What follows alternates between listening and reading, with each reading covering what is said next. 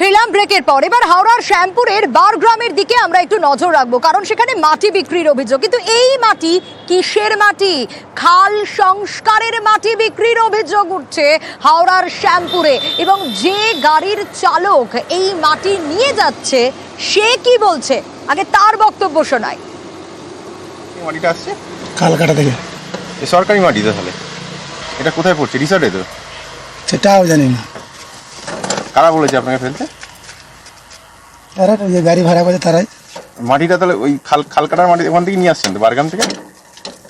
ওখান থেকে আসছে। রাস্তা ধারে তো মাটি। শুনলেন, চালক বলছে রিসর্টের কথা, কিন্তু সেই রিসর্টের মালিক তার কোনো উত্তর রয়েছে নেই। দেখুন, এটা সরকারি খালের মাটি আছে তো। কি করে নিয়ে আসছে? লরি করে? হ্যাঁ, লরি শক্তিমান ট্রাক্টর। ওই বারগ্রাম স্কুলে যে খালটা কাটা আছে, লোড মাটি, তাই তো?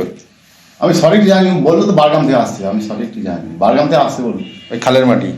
হ্যাঁ, বারগ্রাম। সন্তু রয়েছে আমার সঙ্গে, আরো ডিটেল সন্তুর কাছ থেকে জানবো। সন্তু, কতদিন ধরে এই কাজ চলছে? কেন খাল সংস্কারের মাটি বিক্রি করা হচ্ছে যে অভিযোগ উঠে আসছে? কাদের বিরুদ্ধে এই অভিযোগ? কি ব্যবস্থা হলো? আদৌ কি হলো? দেখো, শ্যামপুরের বারগ্রাম গ্রাম পঞ্চায়েতে, এই গ্রাম পঞ্চায়েতে কিন্তু গড়সমুখে বনবাণী লগর, সেই বনবাণী লগের একটি খাল, সেই খাল সংস্কারের কাজ শুরু হয়েছে এই বেশ কয়েকদিন ধরে। সেই খাল সংস্কারের মাটি কিন্তু রাস্তার ধারেই রাখা ছিল, যেটা গ্রাম পঞ্চায়েতের দাবি করছে যে ওই মাটি কিন্তু যে মহিলা স্বনির্ভর গোষ্ঠীর একটি সংঘ আছে, সেই সঙ্গে ফেলার কথা। সেখান থেকে কিন্তু মাটি সেখানে না ফেলে চলে যাচ্ছে একটি বেসরকারি রিসর্টে। কেন আমরা তখন যাই সেখানে কিন্তু যে গাড়ির চালক তিনি কিন্তু স্বীকার করে নিচ্ছেন এটি খাল সংস্কারের মাটি এবং সেই মাটি রিসর্টে পড়ছে।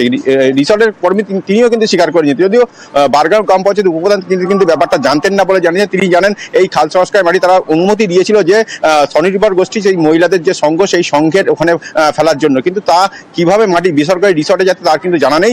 তিনি ঘটনার তদন্ত শুরু করবেন এবং যারা করছে তার বিরুদ্ধে ব্যবস্থা নেওয়ার আশ্বাস দিয়েছেন বারগ্রাম গ্রাম পঞ্চায়েতের উপপ্রধান।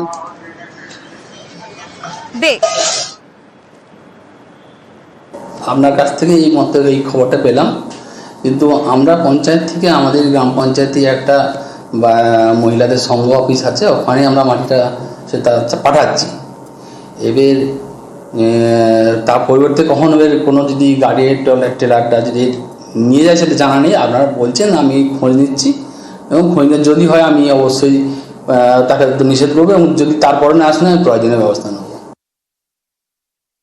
এখন এদের তো সব জায়গাতেই কাটমানি, আর এরা সারা শ্যামপুর থানাব্যাপী, শুধু বারগ্রাম নয়, শ্যামপুর থানাব্যাপী তৃণমূলের একটা আপনার, যেহেতু 100 দিনের কাজ পুরো টোটাল বন্ধ, দুর্নীতির জন্য 100 দিনের কাজ বন্ধ, তার জন্য আজকে আপনার পুরো যত খাল কাটানো হচ্ছে, এরা বলছে আমরা খাল কাটাচ্ছি না, খাল কাটাচ্ছে না, এরা খাল কেটে মাটি বিক্রি করছে বারগ্রামের। এবার সরকারি মাটি কি বিক্রি করা যায়? না, কখনোই বিক্রি করা যায় না।